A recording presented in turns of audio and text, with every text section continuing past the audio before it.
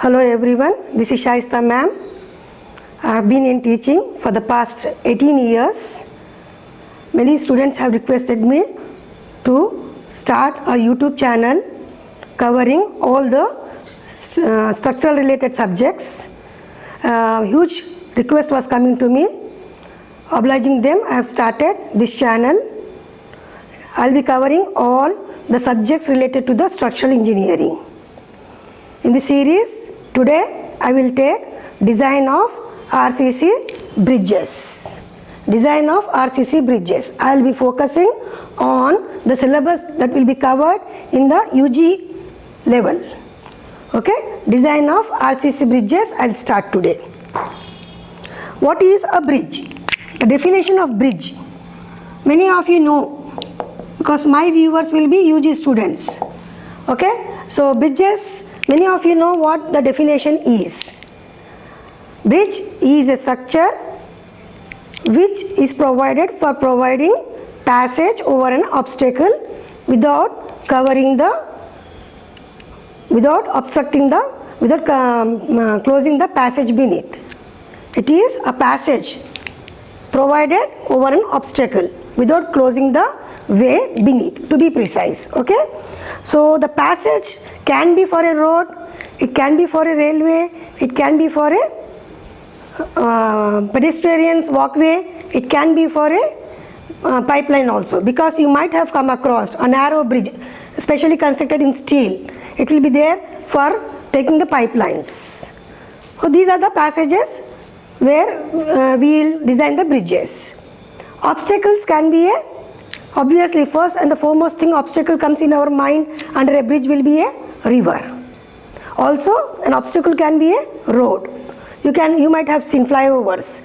So it will be a road over a road. So road can also be termed as an obstacle.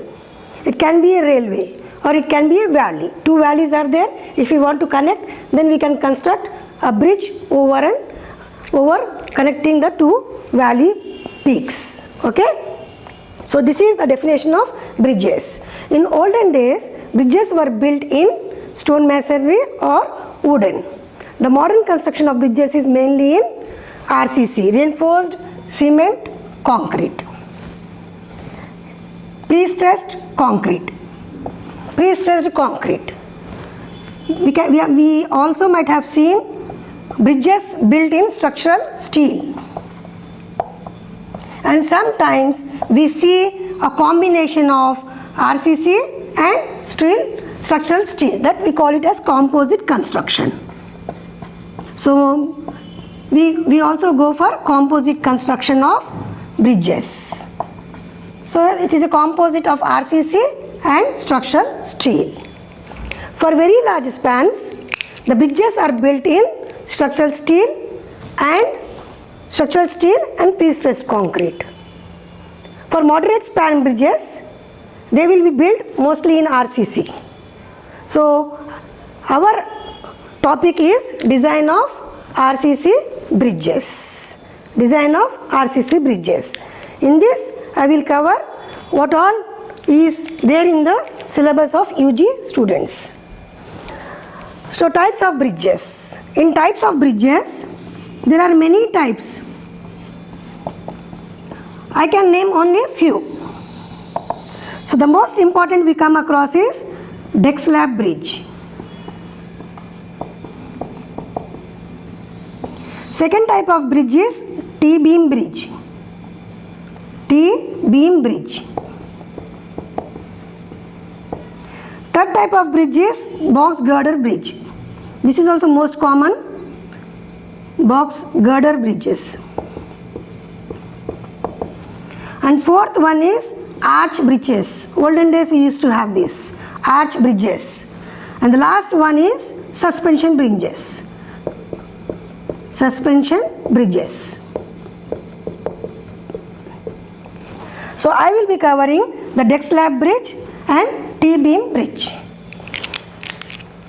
Many more bridges are there, but mostly in RCC we go for this, which are more common I have written. So coming to the deck slab bridge. What is deck slab bridge?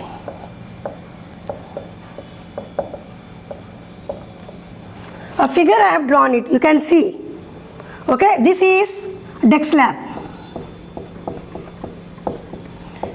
Okay, these are the abutments, or you can say wing walls, or you can say columns, piers. These are the railings. Okay, this is a water body, that is an obstacle which we are crossing using a bridge.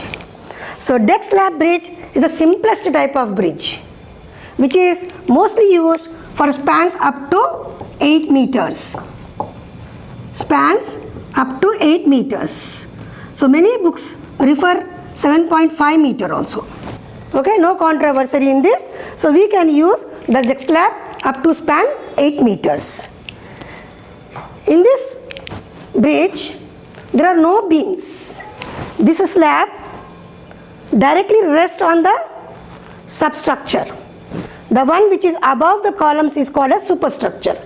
So here there are no beams. Slab directly rests on the substructure, that is columns. So the deck slab is the main load carrying member here. Right? So there are no beams to support. The thickness is considerable here. Okay? However, the thickness will be somewhat 500 mm plus. The thickness will be somewhat more. Though the thickness is considerable, construction of deck slab bridge works out to be economical. The reason is the simple arrangement of reinforcement. Okay? So because there are no beams, obviously the cost of construction will get reduced.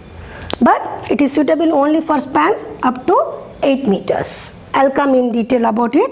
So let me tell what is T-beam bridge. These bridges are suitable for spans 10 meters to 25 meters.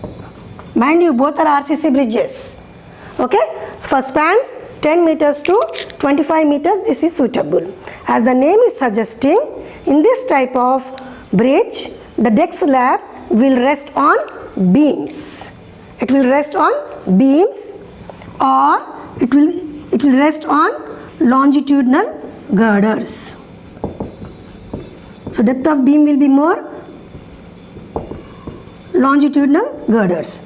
Since it is resting on the beams or longitudinal girders, the thickness will be less, 200 to 20 mm, that's it.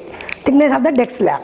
Okay, so this design we will see it in the later on. These beams and slab, deck slab will be cast monolithically. So once I complete the deck slab, I'll come back to the T-beam bridge designs in other parts of my video lectures. Okay, so today I'll be concentrating on the deck slab. So before coming to the deck slab, for a systematic study of the subject, the design of RCC bridges, I will divide into 3 sections. The design of RCC bridges, I will divide into 3 sections for better understanding of the subject.